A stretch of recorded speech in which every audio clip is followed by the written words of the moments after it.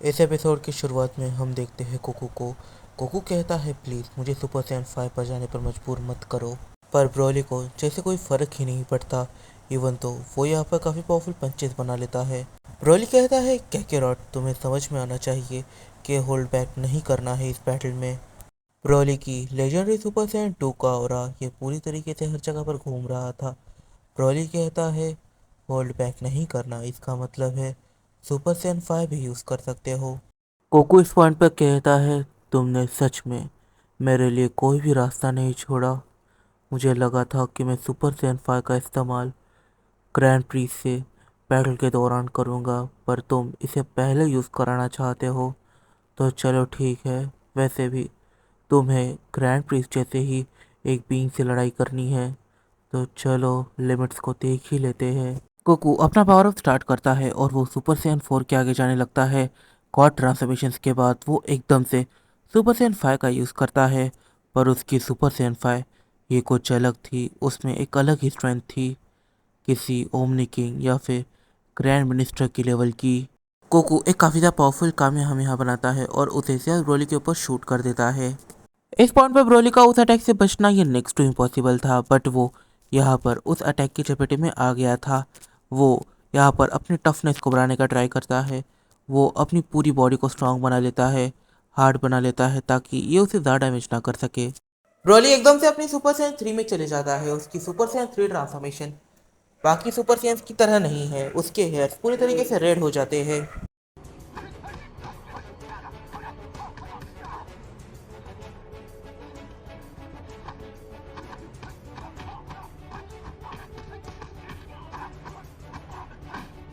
Super Saiyan 5 काफी बड़े upper hand के साथ ब्रोली को एक बैटल में हरा देता है।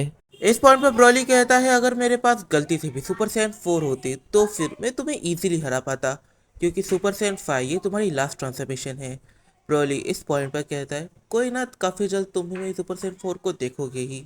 ब्रोली जब यहाँ पर काफी हद तक हार जाता है तब गोकू उसके सामने काइंड ऑफ डांस करने लगता है, क्योंकि लोअर क्लास वॉरियर ने यहाँ पर सीरियसली एक लेजेंडरी वॉरियर को हरा दिया है, और वो भी प्राइम लेवल के ऊपर। के तभी वहां पर वीस आता है। वीस यहाँ पर गोकू से कहता है क्या ये रॉट मानना पड़ेगा, तुम यहाँ पर काफ़ी अजीब हरकतें कर रहे हो।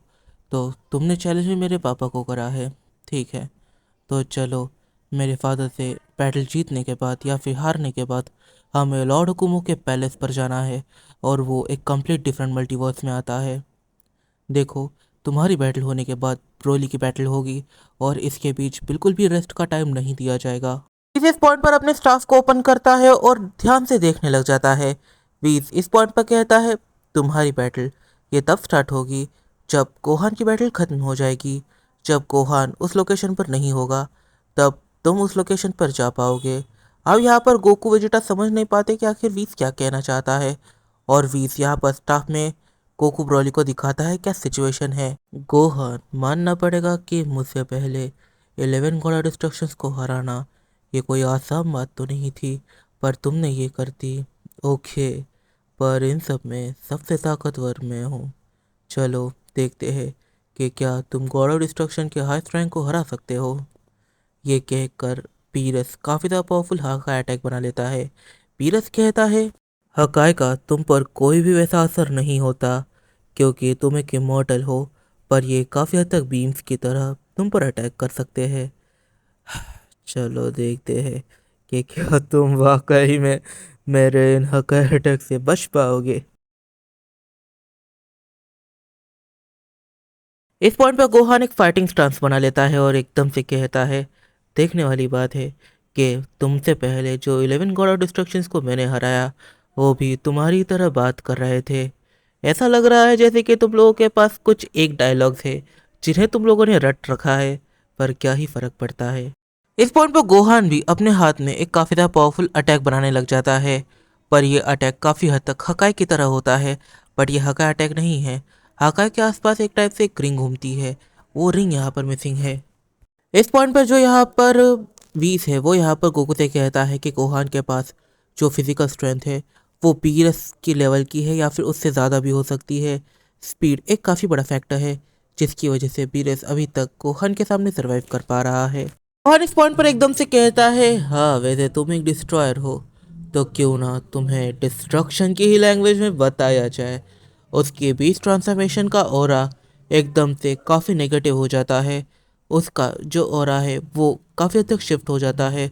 उसके आई कलर शिफ्ट होने के पीछे काफ़ी अलग रीज़न समझ में आ रहे थे कि तभी हम देखते हैं यहाँ पर एक प्लेट को चीरकर जैसे बीरस निकलता है।